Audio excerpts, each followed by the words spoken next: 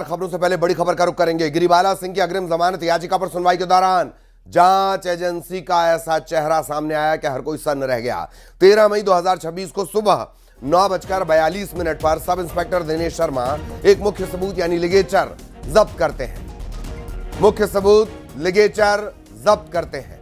आरोप है कि ना तो आरोपियों से उसकी पहचान कराई जाती है, ना जब्ती मेमो में किसी गवाह का नाम लिखा जाता है। हद तो तब हो गई जब उस मुख्य सबूत को मालखाने में रखने के बजाय सब इंस्पेक्टर अपनी निजी कार में रखकर घूमते रहे। सबसे बड़ा सबूतों का सौदा तो यहां देखिए कि जो केस डायरी कानूनन बेहद गोपनीय होती है, इस पर सिर्फ पुलिस का हक होता है। वो केस डायरी आरोपियों के पास पहुंच जाती है। रसूख का इस्तेमाल देख रहे हो आप। आरोपियों ने खुद उस लीक दस्तावेज को कोर्ट में पेश कर दिया है।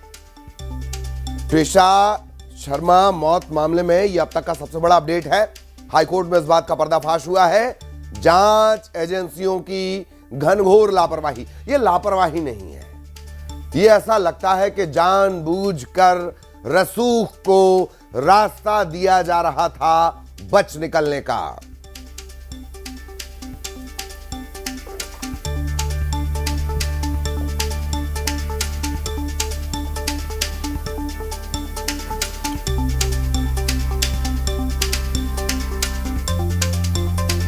गिरिबाला सिंह जो ट्विशा की सास हैं, उनकी अग्रिम जमानत याचिका पर सुनवाई के दौरान ये सारी बातें निकलकर सामने आई हैं। गिरिबाला सिंह और उनके बेटे समर्थ यानी ट्विशा के पति और सास, उन पर शक की सुई है।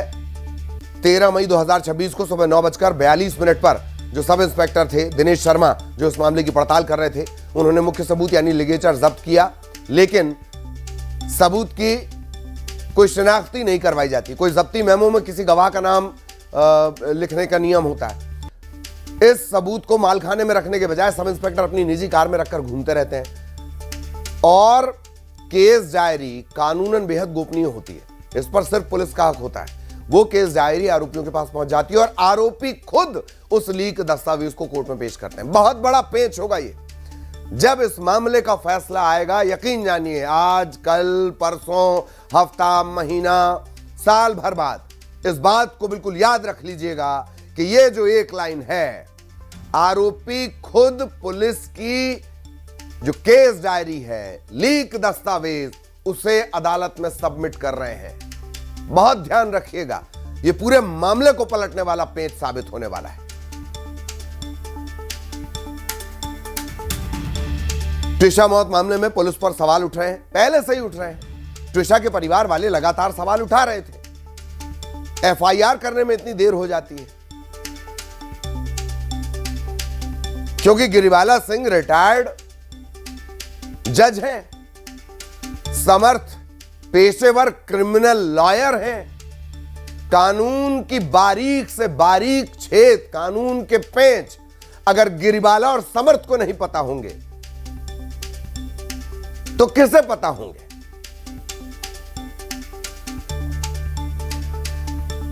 सहयोगी वासु इस वक्त हमारे साथ जुड़े हुए हैं। वासु के पास आपको लिए चलेंगे।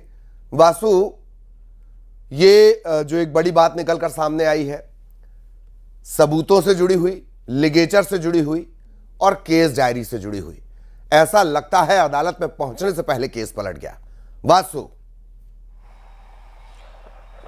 बिल्कुल, देखिए, ट्विशा शर्मा की रिलेटेड जिस तरीके से संदिग्ध परिस्थितियों में मौत हुई, उसके बाद कई तरीके के सवाल लगातार उठ रहे हैं और पुलिस की शुरुआती जांच को लेकर तो संदेह की स्थिति लगातार बनी ही हुई है। इसलिए चाहे फिर वो लिगेचर का मामला हो या अन्य डिजिटल साक्ष्यों की जब्ती की बात हो, ये भी जानकारी सामने आई थी कि लिगेचर तो ठीक है, उस जो लैपटॉप्स थे और जो मोबाइल फोन्स थे, उनको 12-13 दिन बाद पूरी घटना के जो है वो जब्त किया गया। और जब तक जाँच SIT से और SIT से लेकर CBI तक पहुँच गई थी, पुलिस ने शुरुआत में लापरवाही बरती। ये ट्विशा का परिवार जो है वो लगातार आरोप लगाता रहा और उसके बाद फिर SIT को वो जांच सौंपी गई और SIT से वो जांच लेकर CBI को सौंपी गई। तो इसी से साफ तौर पर ये जाहिर होता है कि कितने पैमाने पर अलग अलग तरीके से एजेंसियों ने जो है इस पूरे मामले में जांच की है और शुरुआती जांच में जो छेड़छाड़ हुई है जो ट्विशा का परिवार लगातार ये आरोप लगाता रहा कि अब गिरिबाला और उसके रसूख के चलते जो है वो इस तरीके से पुलिस कार्रवाई कर रही है, काम कर रही है, और जो जरूरी साक्ष्य हो सकते थे उनको ही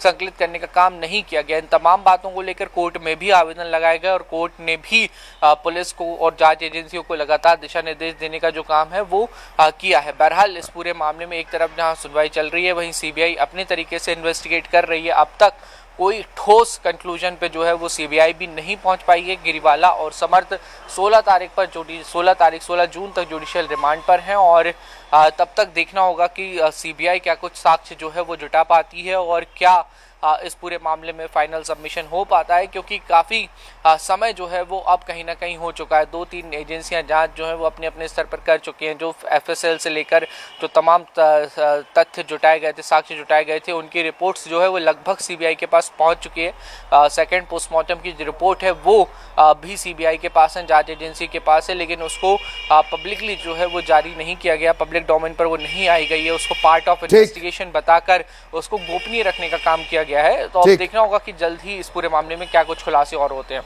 चलिए, बहुत बहुत धन्यवाद वासु आपका इस पूरी जानकारी के लिए। सहयोगी वासु अपडेट दे रहे थे। ट्विशा मौत मामले में ये जो अपडेट होगा